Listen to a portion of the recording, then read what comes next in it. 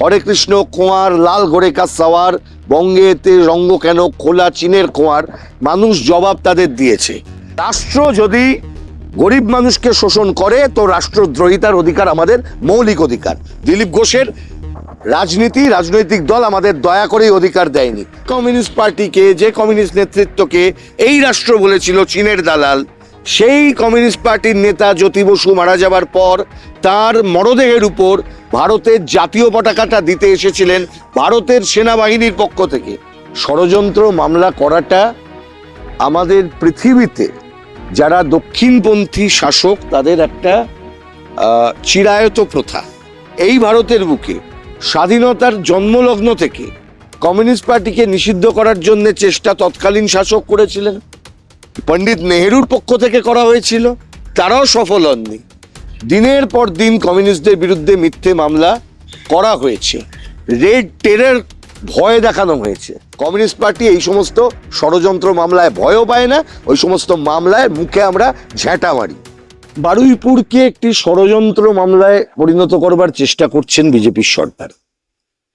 Communist পার্টির জন্মলগ্ন থেকে তাদের বিরুদ্ধে, কমিউনিস্ট আন্দোলনের জন্মলগ্ন থেকে কমিউনিস্ট আন্দোলনের বিরুদ্ধে ষড়যন্ত্র মামলা করাটা আমাদের পৃথিবীতে যারা দক্ষিণপন্থী শাসক তাদের একটা চিরায়ত প্রথা।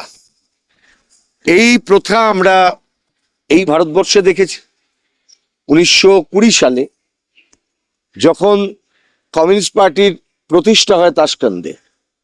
তারপরেই আমরা দেখেছি যাতে সোভিয়েত বিপ্লবের কোনো আগুন আমাদের দেশে না জ্বলতে পারে তার জন্য ইংরেজরা কমিউনিস্টদের বিরুদ্ধে ষড়যন্ত্র মামলার সিরিজ তৈরি করেছিল। মিরাট ষড়যন্ত্র মামলা, পরবর্তী সময়ে রেশমি রুমাল ষড়যন্ত্র মামলা, কানপুর ষড়যন্ত্র মামলা, ভগৎ সিং এবং তার কমরেডদের বিরুদ্ধে কাকরি ষড়যন্ত্র মামলা, লাহোর ষড়যন্ত্র মামলা।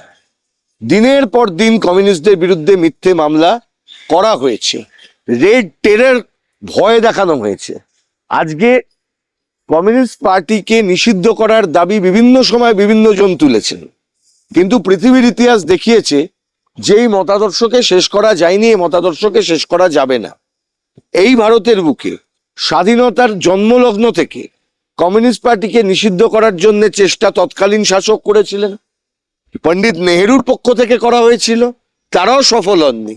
60-এর দশকে ভারত চীন যুদ্ধের প্রেক্ষিতে কমিউনিস্ট নেতৃত্বের বিরুদ্ধে বিষোদ্গার করানোর জন্য গণমাধ্যমের একাংশকে ব্যবহার করে, বিশেষত যারা শাসক শ্রেণীর পয়সায় চলা গণমাধ্যম তাদেরকে ব্যবহার করে কমিউনিস্ট নেতৃত্ব সম্পর্কে বিষোদ্গার করা, তাদের সম্পর্কে মিথ্যা প্রচার করা, এটা একটা রীতি ছিল শাসক দলের। হরে কৃষ্ণ কুঁয়ার লাল ঘোরে কা সাওয়ার, বঙ্গে এসে রঙ্গ কেন খোলা চীনের কুঁয়ার।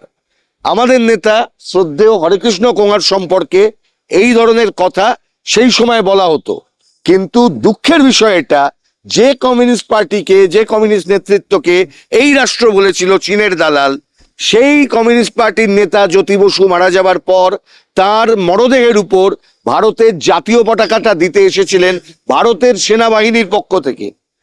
বুদ্ধদেব ভট্টাচার্য সম্পর্কে তাদের দলের, মানে যে দলের মুখ্যমন্ত্রী শুভেন্দু অধিকারী, সেই দলের সরকার কেন্দ্রে তারা কমরেড বুদ্ধদেব ভট্টাচার্যকে ভারতরত্ন দিতে চেয়েছিলেন, পদ্মবিভূষণ দিতে চেয়েছিলেন। রাজনৈতিক দল বলতে লায়কালীর নাম কেন?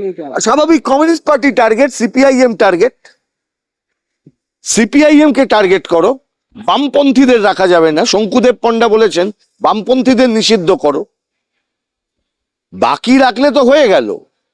আমার কথা শোনা বিরোধী রাখলে তো দারুণ চলবে, দারুণ চলবে। 80 জন হাত তোলার বিরোধী হয়েছে তো, 80টা না 60টা। মমতার সঙ্গে আর কটা আছে? আর যারা ভালো তৃণমূল হয়েছে যারা, এরা তো বিজেপির কথায় হাতে হা মেলাচ্ছে, কারণ নইলে বিজেপি ধরবে। Blackmail politicians.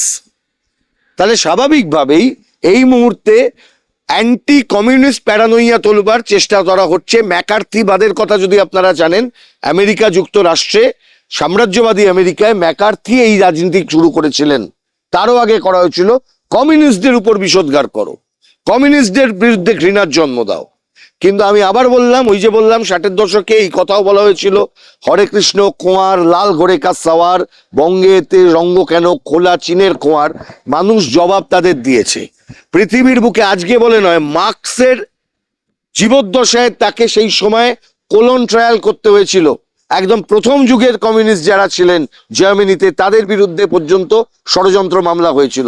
কমিউনিস্ট পার্টি এই সমস্ত ষড়যন্ত্র মামলায় ভয়ও পায় না, ওই সমস্ত মামলায় মুখে আমরা ঝ্যাঁটা মারি। দিলীপ ঘোষ বলছে এরাই অশান্তি ছড়াচ্ছে। বেশ করেছে, ছড়িয়েছে। রাষ্ট্র যদি গরিব মানুষকে শোষণ করে তো রাষ্ট্রদ্রোহিতার অধিকার আমাদের মৌলিক অধিকার। দিলীপ ঘোষের রাজনৈতিক দল আমাদের দয়া করেই অধিকার দেয়নি। আমরা জন্মেছি রাষ্ট্রদ্রোহের অধিকার নিয়ে, এই অধিকার কেউ কেড়ে নিতে পারবে না।